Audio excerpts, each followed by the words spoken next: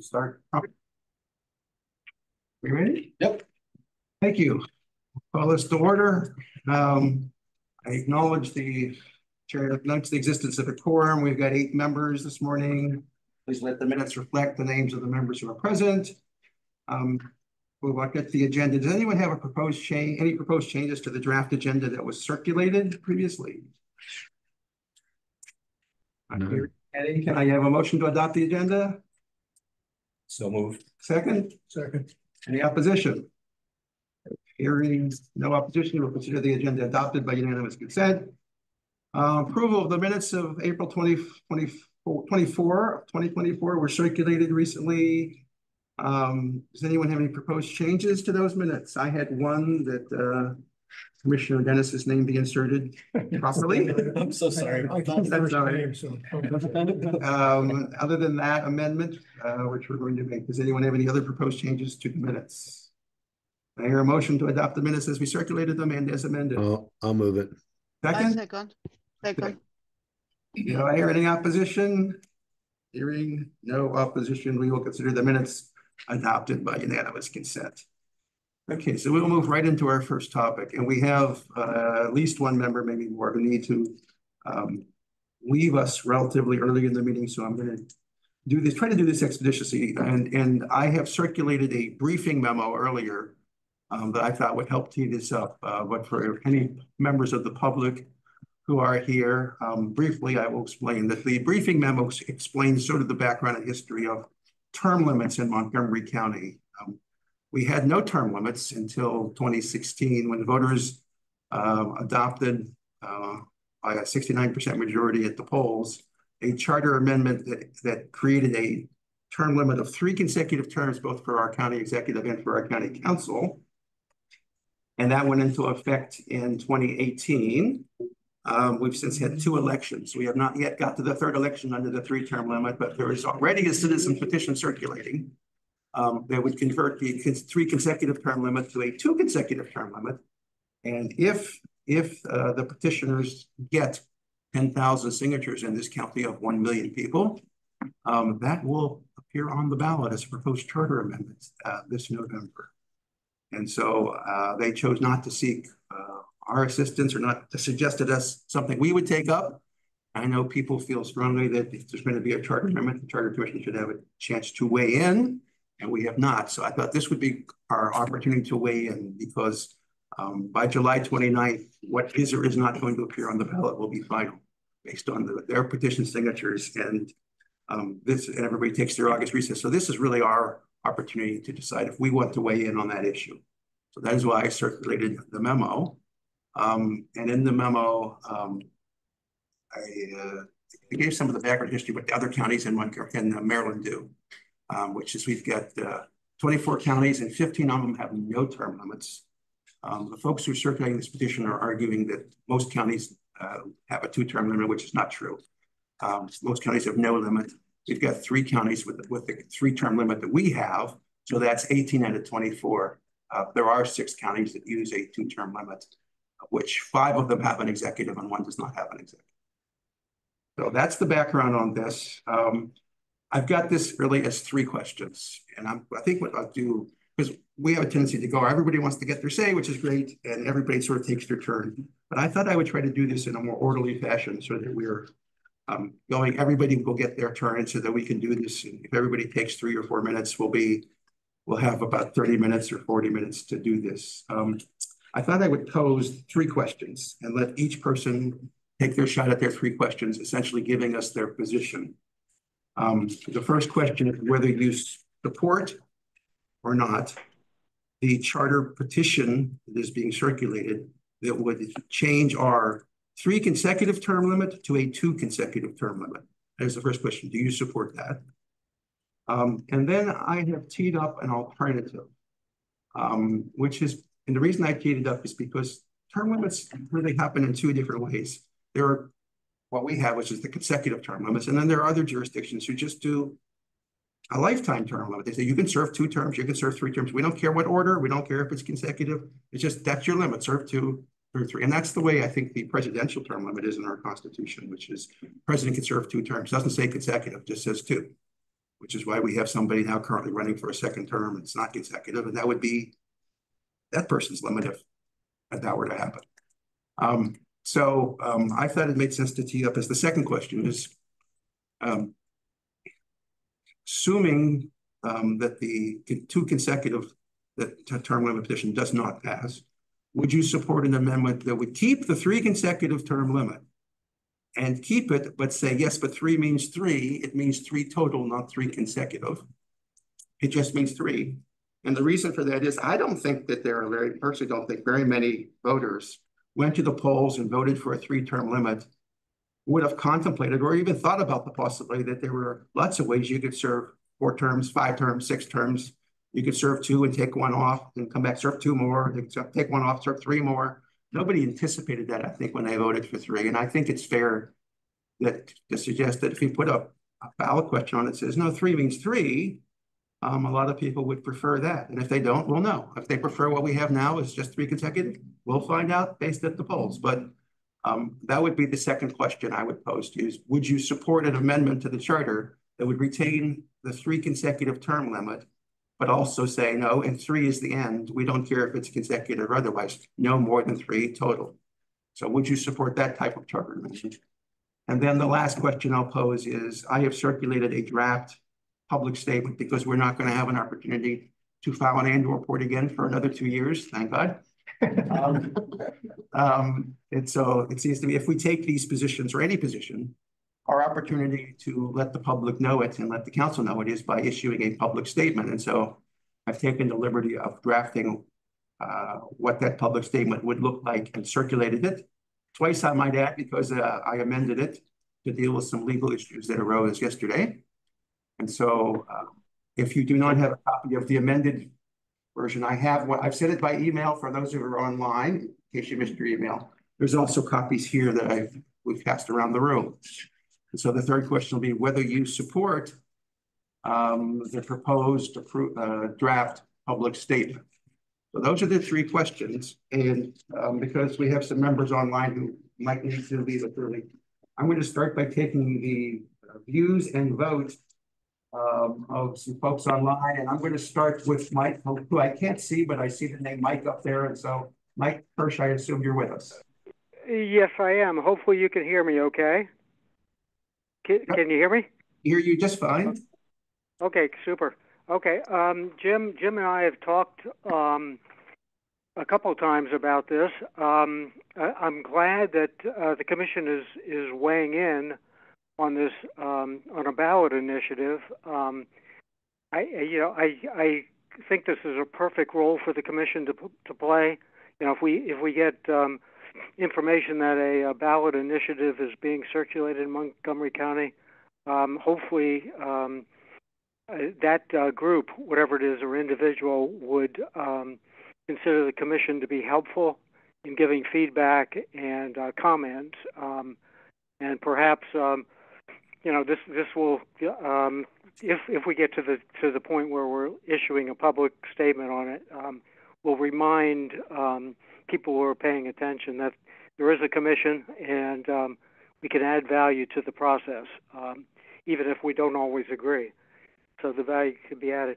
Okay, Jim, based upon your 3 questions, I think they're good questions. You kind of distilled the issue. As I don't know whether I've spoken to others, but I've spoken to Jim. At the local on the 2-term limits for the county executive and perhaps the council, it is a judgment call. I can understand points of view on both sides.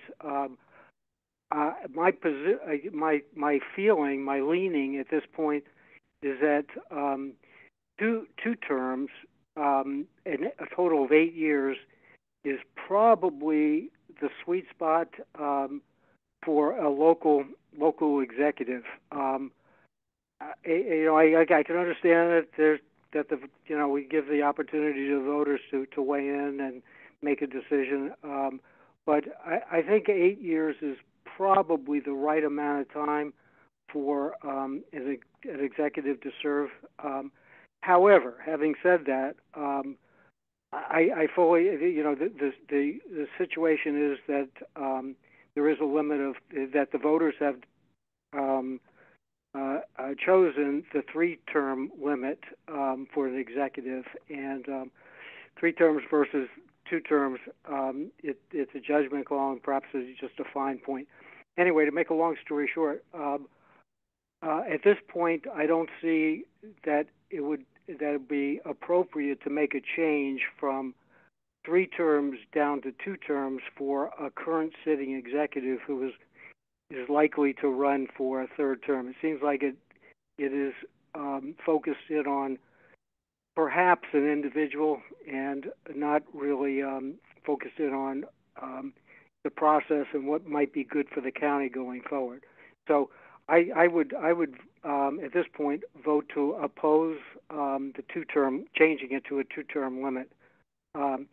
However, if, just having said that, if the ballot issue would not take effect till 2028 or 2030, perhaps that would make it would sit better with me, but it doesn't. So at this point, I would oppose the current the ballot initiative that we understand is being circulated.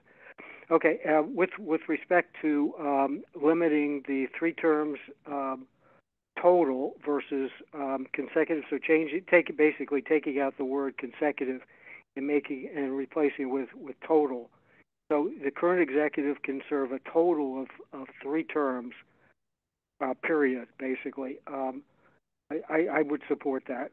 And then finally, I very much like the idea of circulating a public statement to remind the public that there is a commission that we this is perfectly appropriate for us to weigh in at this point on a potential ballot initiative. But the wording, of course, the staff will weigh in on the wording of the public statement to make it consistent with whatever policy guidelines there are. So this might not be the last public statement draft that we have the opportunity to look at, but I certainly like the idea of a public statement. Okay, that's it. Okay, thank you. Was there any specific point in the draft that we have that you take issue with, or are you okay with the current draft? I'm okay with the current draft. Looks good. Thank you. Next face I see on the screen is Jeff. Jeff, do you want to take a shot? Sure, I should be quick. I am in favor of all of this, of rejecting the proposed ballot. I'm in favor of the amended language that would clarify that 3 is it, and I'm in favor of the public statement. And just to make the record clear, when we say 3 is it, the way I framed it is 3 is it, but 3 can be served consecutively. Correct. Consecutive or otherwise. You can do 1 and take 2 years off, and do another 1 and take another 2 years off. Thank you. Anything else you want to say? Nope. Okay. We will go to Marcella.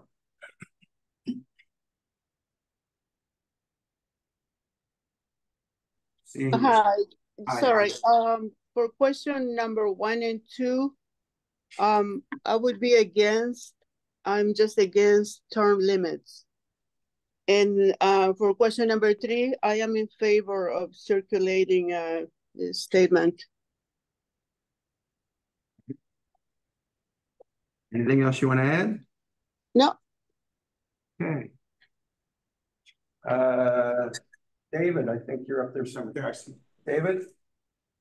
I think I'm going to pretty much echo Marcella. I'm not really that much in favor of term limits. If they have to be, the non-consecutive makes sense to me. The ballot initiative I oppose, and I think we should have a statement outlining our position. Is there anything about the statement that's drafted that you would change, or are you okay with it as it is? No, I thought it was well done. Thank you. Okay, we're leaving our on-screen family here and moving into the room. I'll start with Howie. Well, I feel strongly against term limits. And I believe that they are anti-democratic in the extreme. It's a good slogan, but if you substitute the word choice, I think that it makes it clear what we're actually doing. It's a choice limit. That's what the term limit is. We're mandated. And very often it would be the dead hand of the past. It would be telling current and future generations what choices they would have. So I believe that just looking at the record, and I think the material we've been given has been so helpful in that regard. People who have been county executive, people who have been president of the United States, let's start with President Roosevelt. He was elected 4 terms as president. And then subsequent to his death, and Harry Truman, his last vice president, succeeding, Republicans took over Congress, the 80th Congress. And they came up with the idea of presidential term limits to get even with the ghost of Franklin Roosevelt. And how did that turn out? Who was the first president that had term limits applied to him? Eisenhower. Came back to bite the Republican Party. Now, you can speculate whatever you might want to speculate, but personally, I think Eisenhower would have run for another term, and I think he would have been elected, changing the entire history of our country, perhaps for the better. But people were not given that choice. So Franklin Roosevelt was president during World War II. He would not have been president during World War II if term limits had been in effect, presidential term limits at that time. You can evaluate President Roosevelt as you wish. I personally think that he was one of the essential people that helped the world overcome German and Japanese imperialism and helped us to win the war. Arming Britain with Lend-Lease, which was one of his most brilliant accomplishments, and basically putting the country in a posture where it could pivot to a war footing in the event we were involved, which of course we were. So Wendell Willkie was the 3rd Republican candidate for president who ran against Franklin Roosevelt. Would he have been a good president? Maybe so. And actually, he and Franklin Roosevelt seem to have gotten on pretty well because after the election, when Roosevelt was elected for his 3rd term, he sent Wendell Willkie over to speak to Winston Churchill with a secret message. And Churchill returned the message. Churchill's message was really essential, as Roosevelt's message was. Basically, give us the tools and we will finish the job. And that's what President Roosevelt did.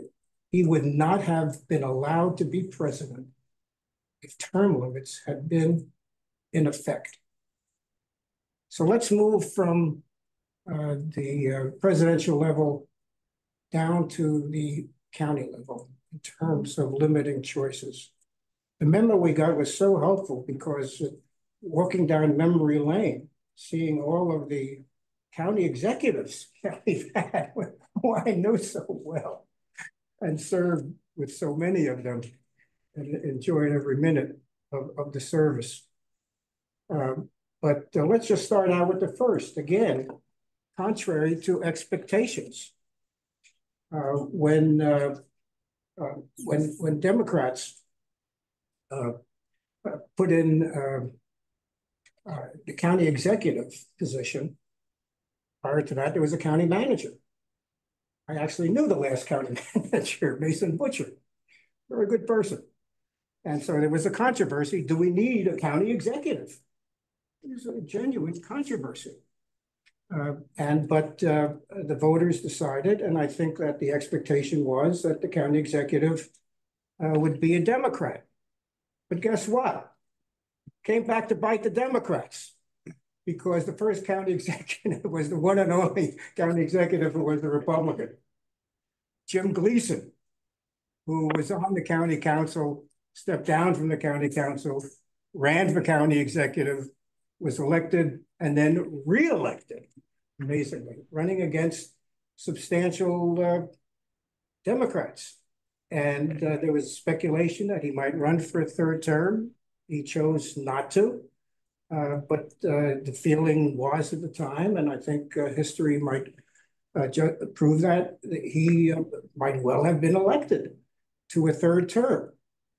Should people have been denied the right to have voted for him? I realize the Republican Party is circulating a petition and is part of the opposition to a lot of what's going on.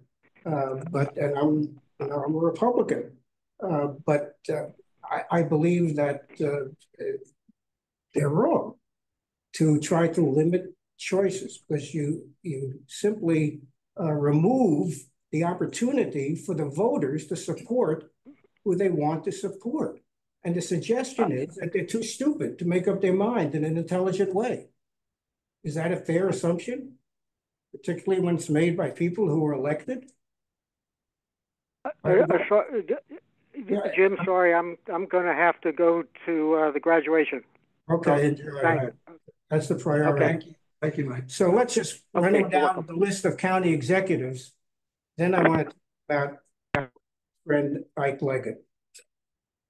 Ike Leggett, who I had the honor and pleasure and privilege of serving with, was a great member of the county council.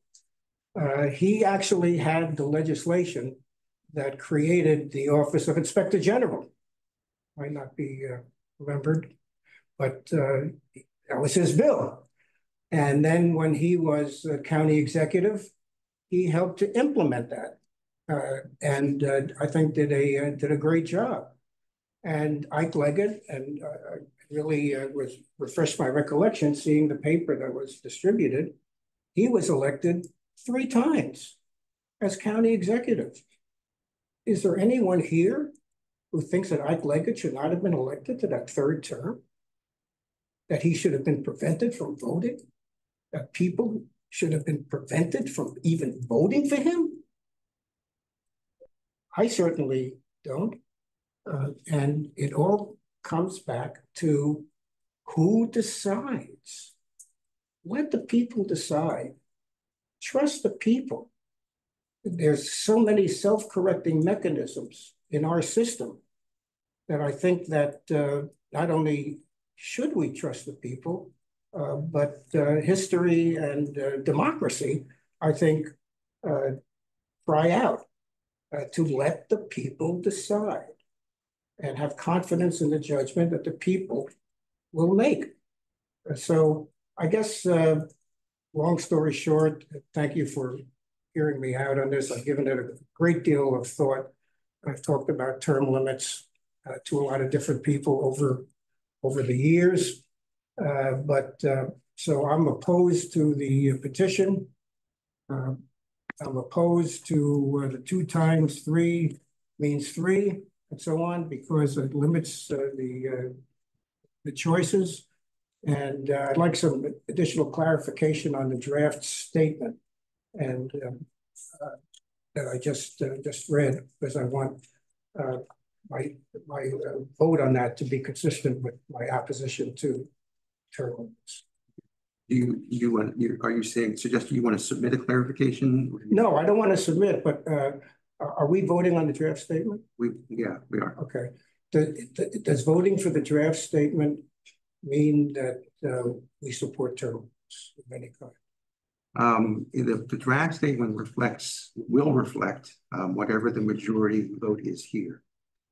And it was my intent to make sure that within it, there was a description of the vote. So it will say voting in favor, these commissioners, voting against the following commissioners. So there will be a statement for anyone who votes against the two recommendations. There's two potential recommendations. For anybody who votes against what the majority's recommendations are, it will reflect that they voted against. Okay, well, If you were saying you went. yeah, I think I follow that, and I'll ask staff could just help and make sure that my vote is good. I'm not sure I follow all of the ins and outs of the draft statement, but I just want my vote on that to be consistent. It will say voting against commissioners and then list the commissioners who voted against. Right, but is voting against mean? So there will be, the draft statement is written is to break down the two issues. It will say voting in favor of the opposition to the petition would be one vote. Right. And then voting to support the three-term total limit would be a separate vote. So you would say you voted. I'm voting against. You voted against the petition. You also voted against the proposal. 3 means 3. 3 means 3, right? Yeah. It would say you voted against both of those things. Yes. It would say that. Okay, so as long as I just want to make sure that my vote reflects.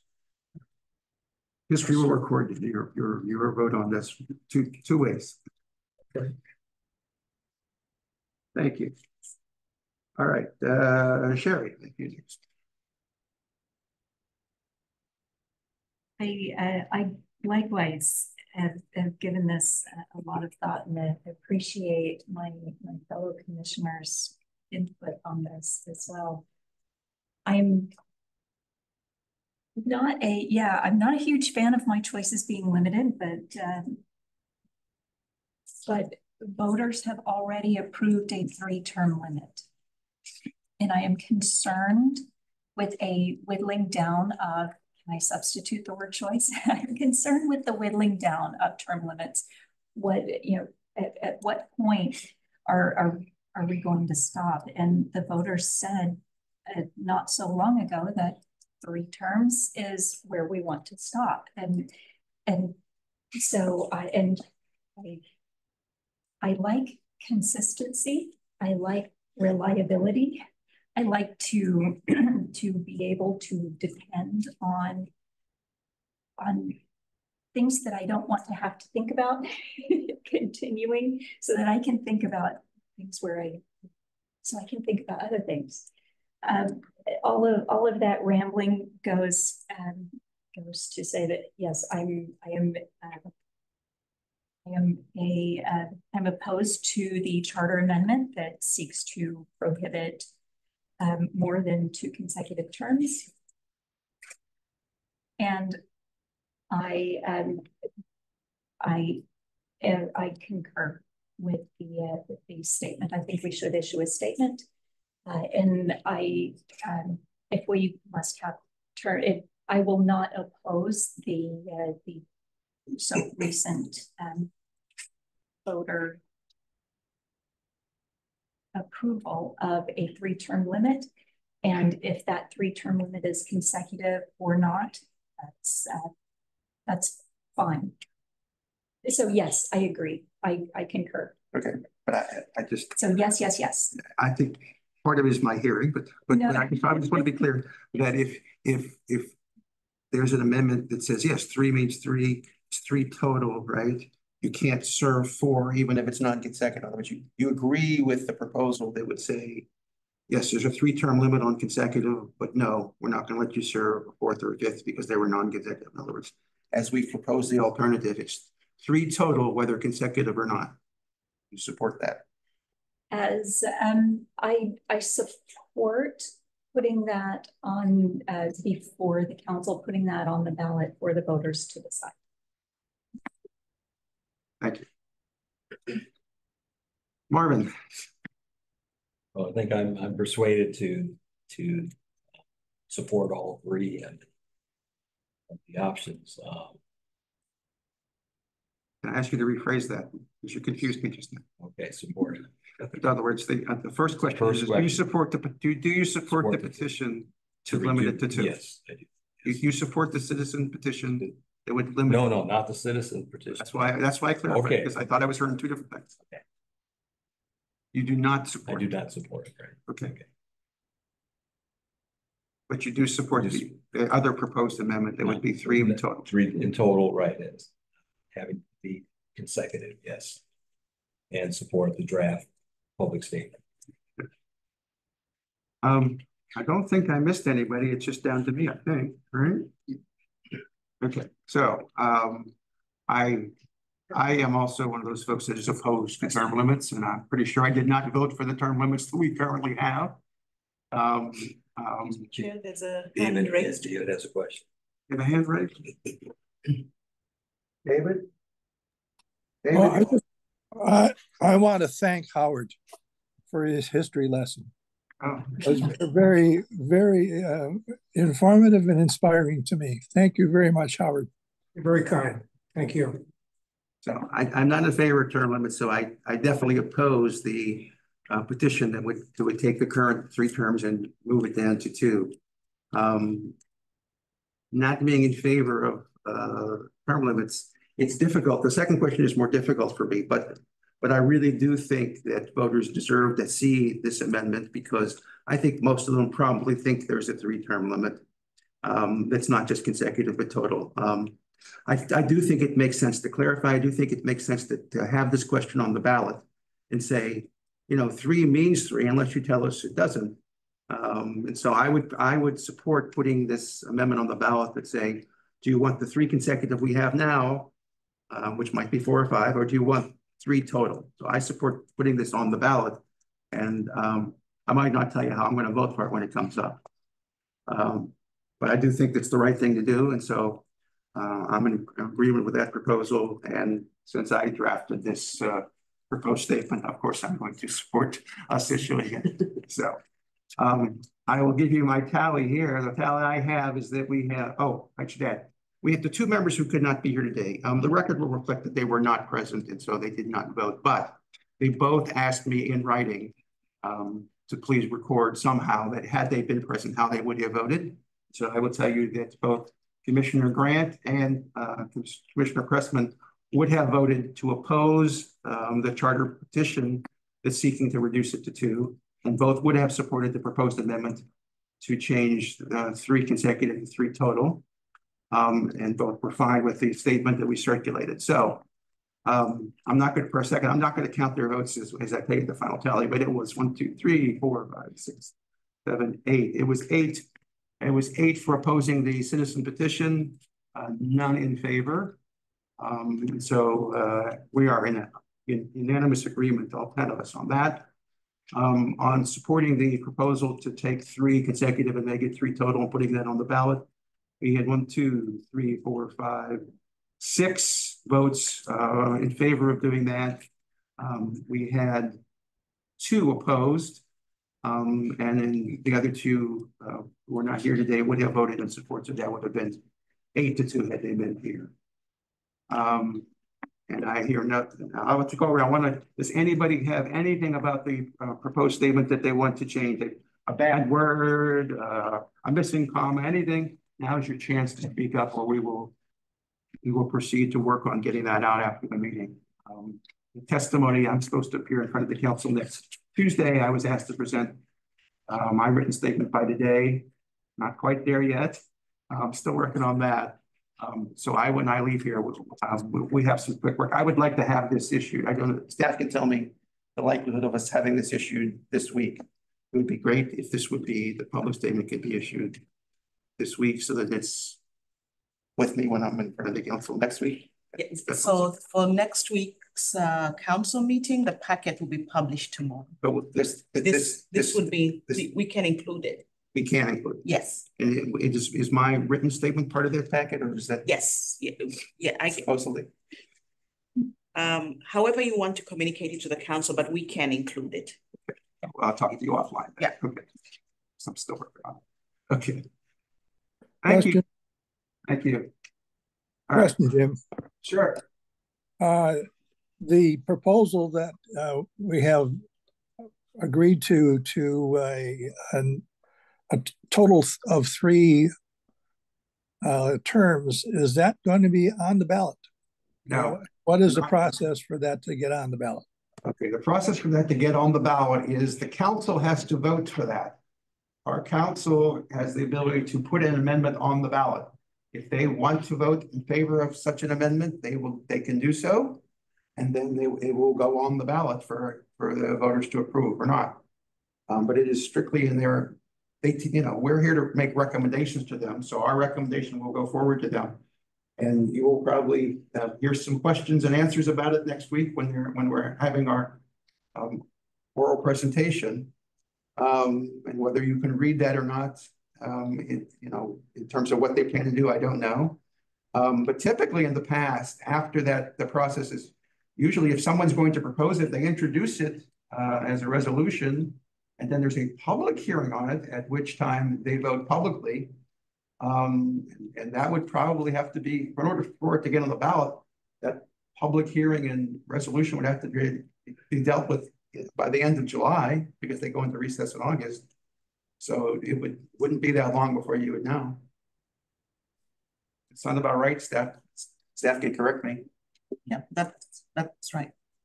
Okay. All right. Thank you. Sure. All right. Next order of business.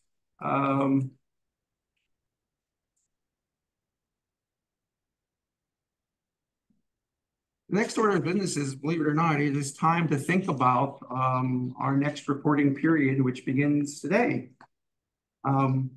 So, Chair, we have a question. oh, I'm sorry. Just member of public has a question. For the record, could you introduce yourself?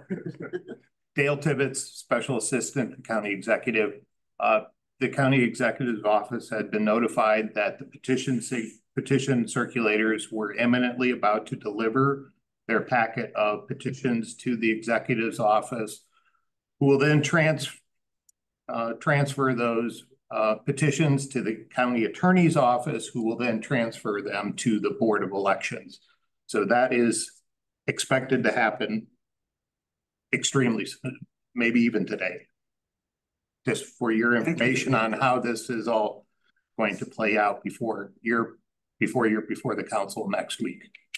So out of curiosity, I inquired with our Board of Elections about what the process is after they're filed. They have a finite amount of time in which to review those signatures and determine how many they can authenticate as valid signatures towards the 10,000 requirement. And it's not a very long time. It's 20 days, which requires them to go into overtime. They have people, because some people sign more than once. They signed at this front of that store, they signed somewhere else. So they have to go through them, and they do very carefully. They sign different things. Yes. We have to wait.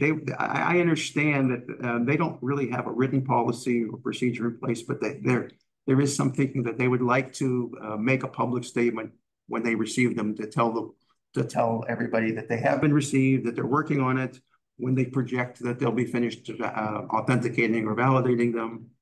And then at some point, you would hope that we would hear the outcome of that sooner rather than later, because they owe an answer to the folks who submitted them as to how well they did, whether they got the full 10 or whether they got more than the 10 or whether they're short some, because they have an opportunity to go back and get the rest of them until July 29th is the date. So stay tuned. If you follow Board of Elections announcements, that's probably the best way to find out what progress they're making. All right. So as I was starting to say, we are now entering our second reporting period. So I think you'll see that I have at the bottom of our agenda, it says next commission meeting is July 10th, and we will begin our brainstorming on what topics folks want to consider studying for our second reporting period. We have the luxury, I think, this time, because we get two full years virtually, to pick topics that are in need of greater in-depth examination and study. It's hard to pick topics and we could get them finished in 6-7 months. But now we have the luxury of picking things that may require more in-depth work. So we can do that. We can start talking about that at the next meeting. But I thought perhaps the most important thing for us to start doing at the next meeting is to think about what kind of public outreach we want to have this fall. As you know, last time we only had time to do outreach where we teed up the issues and asked people to come testify. This time we have an opportunity to ask the public to tee up issues. I think we already know from the comments we received in January when we put our first request for comment out, we do have a couple of tax-related issues that people want to raise. And so we'll hear that again. I think I already know that I've heard from at least one civic organization, they would like to raise the issue of the People's Council. And so that's something for us to consider. But I do think the public outreach we do is significant. And whether or not we attract 3 or 4 people to a hearing or whether we attract 34 people to a hearing, the number 34 was not usually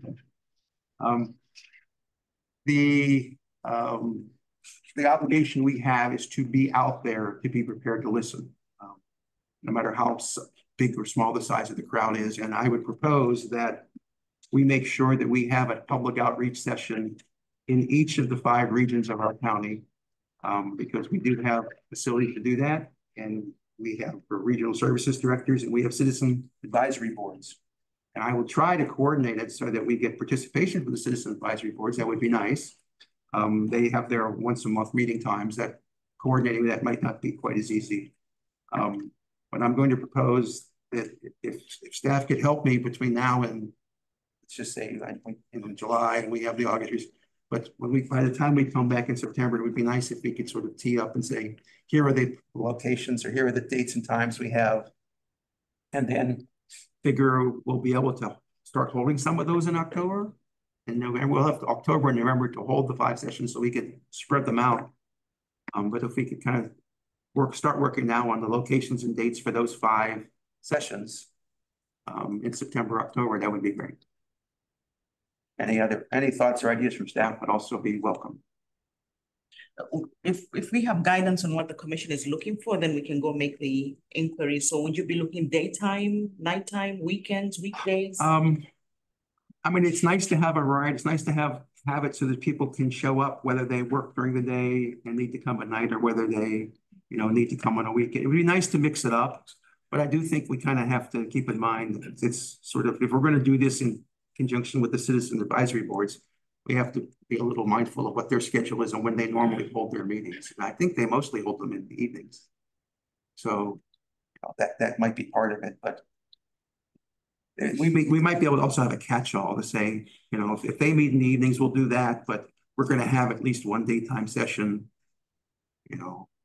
in this building where it can facilitate that. And if we use the advanced reservation system for people who want to sign up for their time, we will get an idea of attendance and find out in advance whether or not it makes sense. Other thoughts? I will send information on the county facilities and registering and booking a room in the different rooms around the county. So we can start. But does it make sense to start with this? Because I don't know where the various citizens, I assume all the citizen advisory boards meet in the same place all the time, and it's not a library. I don't know what facility it is. But yeah, that I do not. But yeah, we can start looking into that. And just because those boards are considerable size. They have to be pretty decent sized rooms. I would recommend as much as possible doing at least a hybrid, allowing people to come in over Zoom. Yeah. I'm all in favor of hybrid as long as the technology works for the folks who have to do the technology. I know there can be challenges. Yeah. So I was going to chime in with hybrid, and actually, if it's possible, it just seems it's an option to try to have the meetings here so the county seat. People know how to come to Rockville, I think, or hybrid, as we did for the last session, which was hybrid. We had a hybrid session, didn't we? Was the daytime session hybrid? Yeah, daytime was hybrid. Yeah, nobody actually signed in that way, didn't you? No, yeah, the daytime was hybrid and the night was just virtual. Okay, right, exactly. So anyway, I think people are used to virtual meetings. And we can easily do the hybrid thing here. We'd have to look into other facilities. Okay. But the communication staff here was great in helping out with that. We get a couple of months to work on it, and then yep. early September, we could kind of make our decisions, these tentative decisions on the first series. Would be great. Yeah. Question, Jim. What is the People's Council? I keep hearing that, and I'm unfamiliar with it, I guess. I'm inclined to ask Dale to explain it, because I won't do a very good job. Great title. The Office of People's Council exists in our county code currently. Mhm. It exists, and I don't want to use the word ombudsman. I don't know what the correct term is, but it's a place where people can go who have issues, and mostly it deals with under our current county code. It mostly deals with land use issues, right? I don't think it deals with any other kind of issues. Aaron, do you want to take it? Correct, that is That's correct. correct. Land Yes, use yes. issues. It's a source of information for folks who have land use issues before the county, where they can get advice and assistance.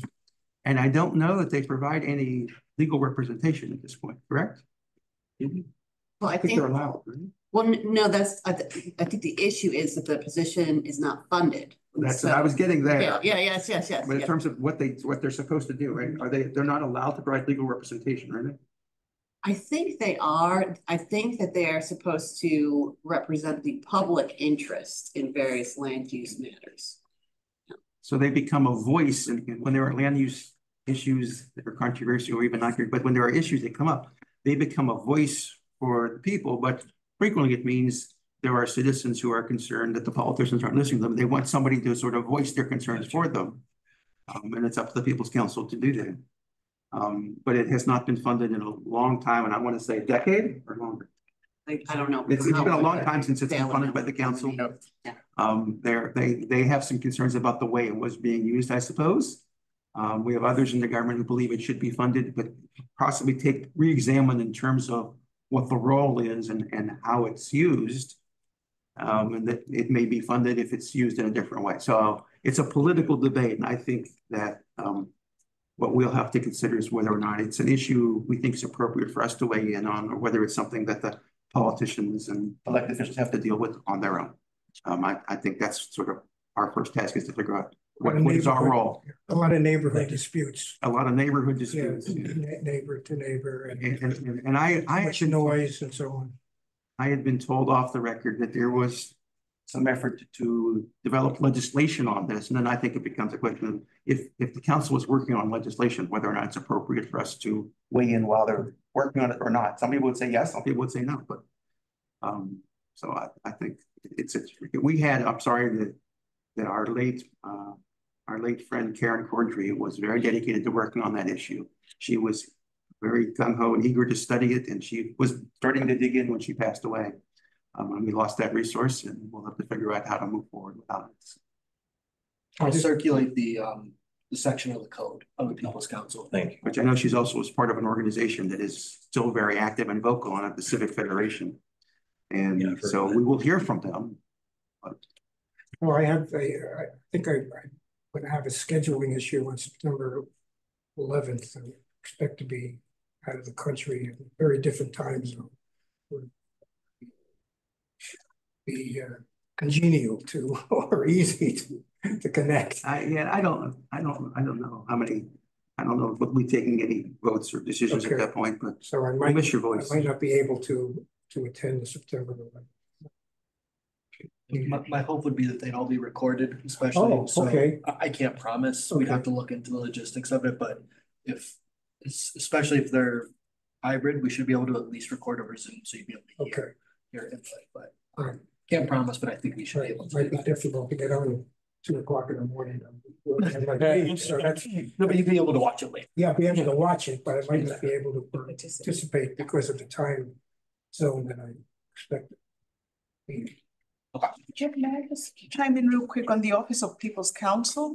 The Council's Office of Legislative Oversight did an extensive report on the Office of People's Council that people might find helpful. They just outlined, sort of the legislative history and some of It would be interesting. I think that anyone I who would had find that interest interesting. in this subject would Yeah. probably find that useful. Do you know what the date of that report was? I can circulate it. I mean, but in the last year or two, or back? No, More it's than that. but it's several years now, but it's one that, it's referred to, whenever the debate about the People's Council comes up, there is reference to the OLO report. Oh, that would be great to have. Yeah, I'd be very interested. Thank you. If I can find it, I'll circulate it. Sorry. Next item on the agenda is report from staff. So this is where staff gets to tell us anything they want to tell us about anything. Do you have anything you want to raise? Sort of repeating, I know the chair already mentioned that the report is the discussion on the Charter Review Commission's report is next Tuesday. Still don't have a time, do we? On the 18th, so the staff report will be published tomorrow. I also did want to mention to remind everybody, if there are any reimbursement requests, we need them pretty much right away because we're approaching the end of the fiscal year. So anything that was owed to you, by June 30th, any reimbursement request must be submitted. And I think Stephen already circulated. Friday, that would probably be the cutoff. They have to be processed by the 22nd. And they have to go through the whole process. So the earlier the better, but by Friday. And lastly, I did want to mention a staffing change. I never heard a rumor. It has been a great pleasure staffing this commission, but yesterday the council appointed me as the hearing examiner in both of zoning and administrative. Congratulations. Thank you. Bravo. That's effective July 1st. Oh, so I'm excited about that, but I'm heartbroken about missing you all. Thank you so much for everything you've done for us. I don't know what I would have done without you. You kept me on the straight and narrow, made sure I didn't miss deadlines and provided me information when I needed information. So you've been great and I'm going to miss you. Thank you very much. And I tried to call yesterday to give you a heads up. So sorry for the surprise. No, yesterday was a busy day for everybody. Yesterday. I think David's hand is up again. Okay. Yeah, I do have a question. We just resolved an issue of sorts related to term limits. Is that something that should go into our 2-year report? You mean next for next year? Yes, I suggested that since we discussed it and we came to a decision and we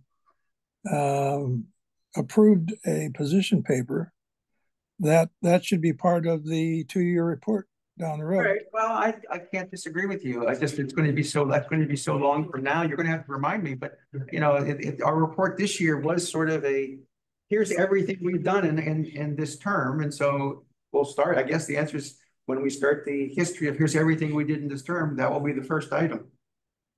And it's altogether possible that during the listening sessions, term limits may come up again.